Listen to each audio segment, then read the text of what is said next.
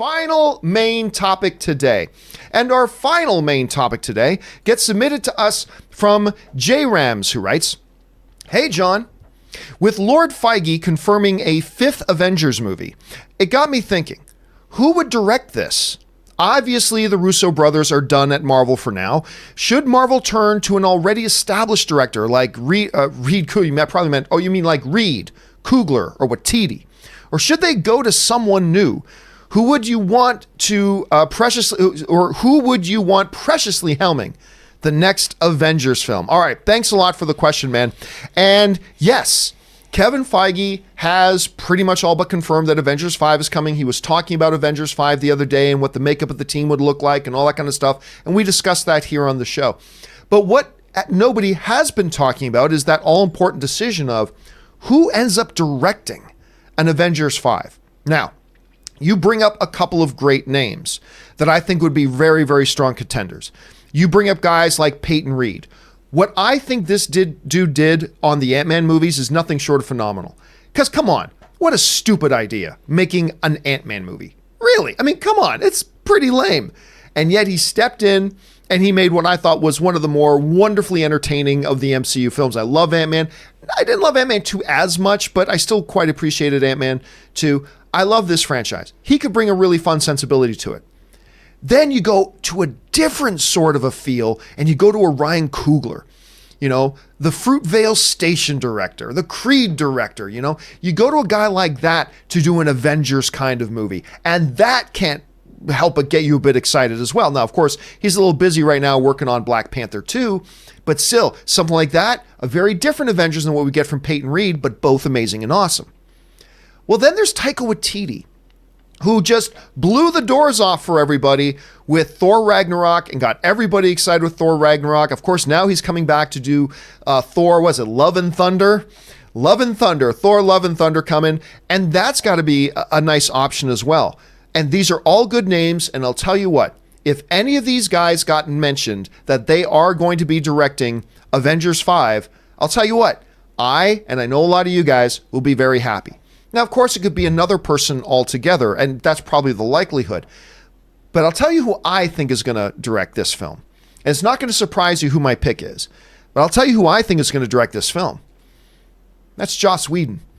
I think Joss Whedon directs this film.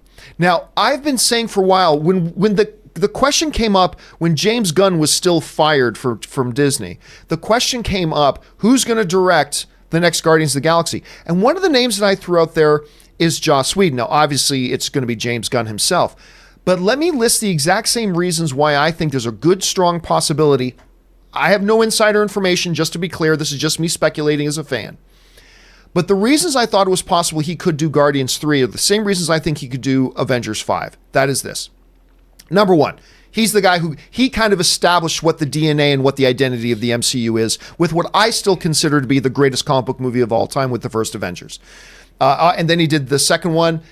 Kevin Feige was heavily relying on Joss Whedon to bring him. He made, if Thor: The Dark World is watchable at all, it's because of what Joss Whedon did. Because remember, there were all those stories we talked about on the show before, where Feige actually flew Joss Whedon into set to rewrite a bunch of pages for this other movie, this Thor 2 movie. And those were some of the best moments of that movie altogether. There was clearly a bit of a falling out, but in recent years, we have seen Joss Whedon reappearing on the Disney stage. I've seen him appear at a number of the premieres at Disney, including this picture here was the Rogue One, but he was also, I believe, was at the Lion King premiere. He showed up in these things. In the Infinity War DVD and Blu-ray and the Directors Roundtable, he was there and part of that. They have clearly been showing he's been coming back into the fold.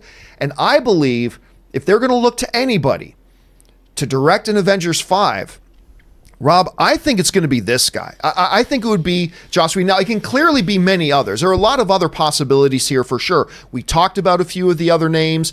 Probably there are 20 or 30 other names that could do it. Ultimately, for me, I only care if they get a good director in. That's all I care about. But I think there's a lot of signs here that point to Whedon. Let me throw this to you, Rob. If you had to, Bob Iger, after one of your regular weekly racquetball games, right, says, Rob, I got a bit of a problem that I think only you can help me with. I need somebody to direct this. Kevin keeps calling me. He says, Bob, give me some direction. Who directs Avengers 5? Rob, tell me. Who should we have directing Avengers 5? What name do you give him? Out of the stable that they have, or maybe somebody else? No, I'll tell you who. I think keeping established directors, here's who I think should direct Avengers 5. Jon Favreau. Ooh. That's what I said last night. Jon Favreau. Look, Jon Favreau obviously started the MCU. He's been a part of it as Happy, obviously, in the Iron Man and Spider-Man movies. He is obviously, Disney might like him this week. A little bit. A little bit. And another billion-dollar film for him. And I think Jon Favreau, he wants to come back and direct actors.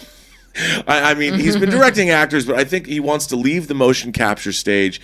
I think he did his show Chef for Netflix. Which is so good. It's so good. But I think he did it because he wants to hang out with people all the time. Put people on camera. And I think it looked like he was having a blast doing Spider-Man Far From Home. It has to be frustrating for him, I would think, as a director.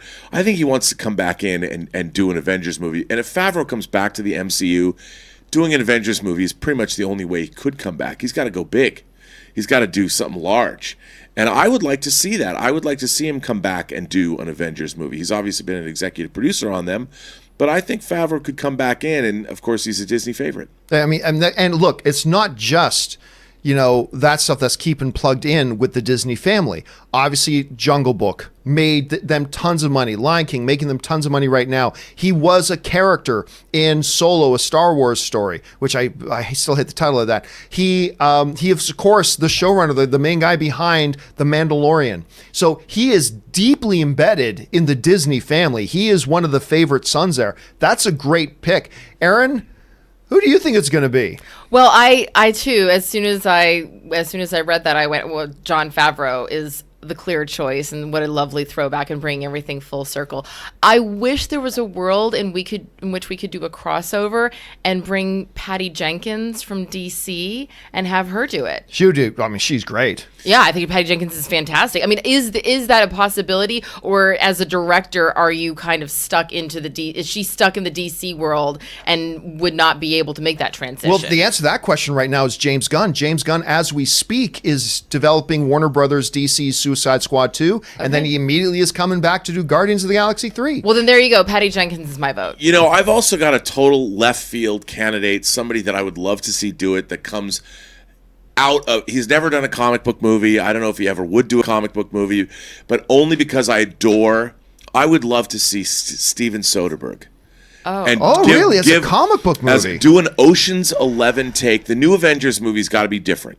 It's not going to be some world-destroying apocalypse. Or maybe it will be, but I doubt it, because they're going to have to build these new characters up. And remember, the first Avengers movie, Loki was the villain, but it was the Battle of New York. It was relatively contained. I would love to see the breezy fun that Soderbergh brought to Ocean's 11. You have this great ensemble cast, Brad Pitt, George Clooney, Matt Damon, and everybody else, Elliot Gould, and putting together this ensemble cast and have some fun.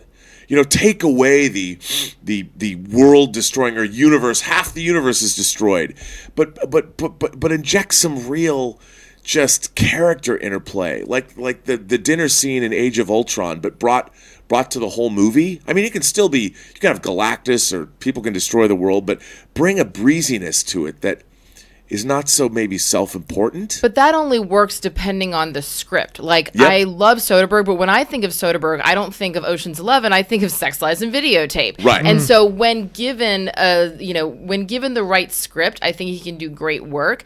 I don't know if I agree with that choice, but I could be convinced. Yeah, I mean, look. But I also think that there's something about the Avengers. We want that weight. We want that depth. We want to know that the fate of the world is going to be handled in 2 hours. We want to see these characters go through something major, and then we want, Thor as the Big Lebowski to come in with a beer gut every once in a while and make us laugh. So I disagree, but I respect your opinion, Robin. I just think he does well with ensembles. Yes, well, true. Didn't he do Logan Lucky? Yeah. Yeah, I mean, he did a great job with that. but nobody went to go see it. Are No. you? I don't. I think there's But a look what he million did for possible. Daniel Craig in that movie. Oh, Daniel Craig was so good in that movie. Incredible. He was so good in that movie. Question here is, guys, I want to ask you, who do you see as maybe directing an Avengers 5? And I'll tell you what, I made that the topic of today's question of the day. Now, unfortunately, on Twitter, it only allows me to have up to 4 options. I wanted to have 6 options, but I couldn't put the 6 options. So let me ask you guys this. This is going over to my Twitter, which is simply at John Campea. And the question of the day today is, Kevin Feige's already talking about Avengers 5, but who is most likely to direct it? Your 4 options right now are Peyton Reed, Taika Waititi, Joss Whedon, or Ryan Coogler. But listen, just put in the comments. Put in a reply if you've got another name like Rob had with a John Favreau or something like that, or a Patty Jenkins, whatever. Jump down there and do that. Now, I put this up just before the show started. We've got 1,624 votes right now. Peyton Reed, 7% of you are saying Peyton Reed. Taika Waititi has got 36% of the vote, and he's leading. Joss Whedon is 25% of the vote, and Ryan Coogler, 32%. But maybe you got some other ideas as well. Jump down and leave your thoughts. Okay, guys. With all